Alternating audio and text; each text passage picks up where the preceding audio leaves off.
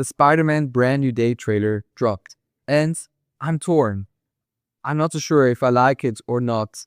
And before anyone comes at me and says, I'm hating this trailer, I just want you to know I'm happy for you. I'm happy that you got what you wanted. And I wish I could also be as happy. So after watching this trailer a couple of times, I think I've been able to figure out what I specifically don't like about this trailer. And it comes down to the visuals. The first part in the visuals is the color grading. I'm really not a fan of how Sony color grades their Marvel movies. And it looks pretty similar to the likes of Madam Web, Kern the Hunter, or Morbius. And that's never a good sign for me, because that means that there has been some degree of studio interference.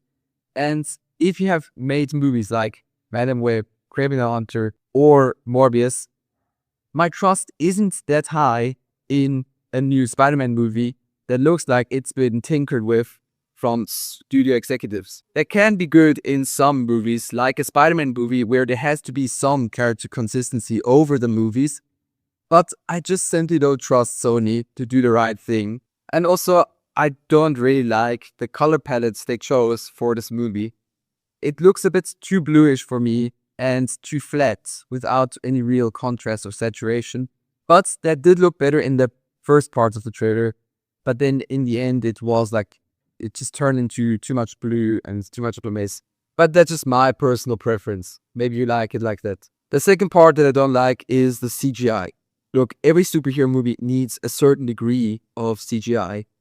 But this movie just has so many scenes, or at least the trailer does, that just don't look finished, or like from a video game cut sequence. And to me, it just doesn't look good. Now, some of you will argue that in the final movie, the CGI will look better, but I don't think that's the case. If we take Captain America 4, Morbius, Kraven the Hunter, or Venom as an example, in the trailer, the CGI looked kind of bad. But in the movie, it also looked bad. And that's just because the marketing teams, they want to show you the best of the movie in the trailers.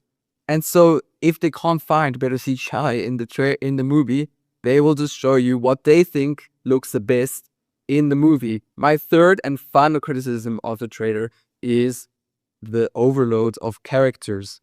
There are just too many characters in here. We have Hulk, we have Punisher, we have Scorpion, and many more. We have like some woman with telekinesis. I don't really know who she is because I didn't read any of the comics. So to be fair, if you see like a great storyline in here that you know out of the comics, then please let me know, because I don't know any of that. I can just review this trailer as someone who likes the Spider-Man movies but has not read the comics. For all of these characters to be developed and also be emotionally attachable, this movie would have to be at least 3 hours long, and it won't be, because even Spider-Man No Way Home was under 2.5 hours. That means that some of these characters will stay underdeveloped and will not feel like they were necessary in the movie.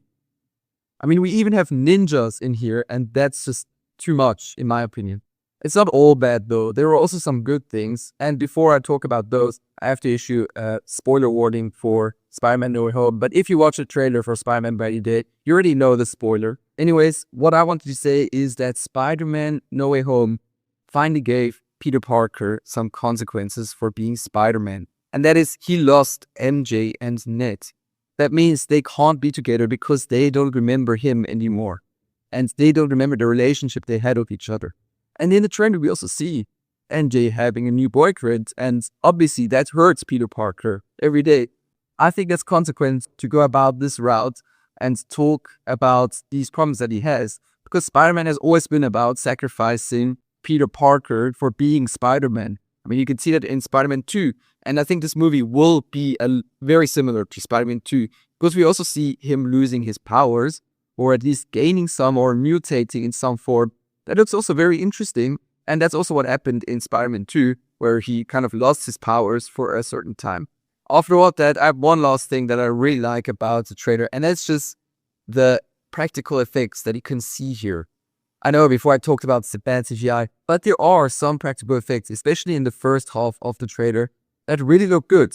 When Spider-Man fights against like a tank, it looks really good.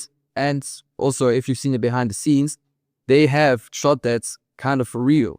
Also, there's a lot of CGI that's not noticeable. Like, I'm pretty sure his suit is just completely a CG character, but it looks pretty flawless most of the times. And also, just being back in New York is really refreshing. Having a Spider-Man story that's just centered around New York is really cool, because we didn't have that in the first two. So that's why I'm scared for Spider-Man Brand New Day. What do you think? Did you like the trailer? Did you hate it? Or were you just unsure like me? Write it down in the comments. I'd be really interested to see what you guys think about the trailer.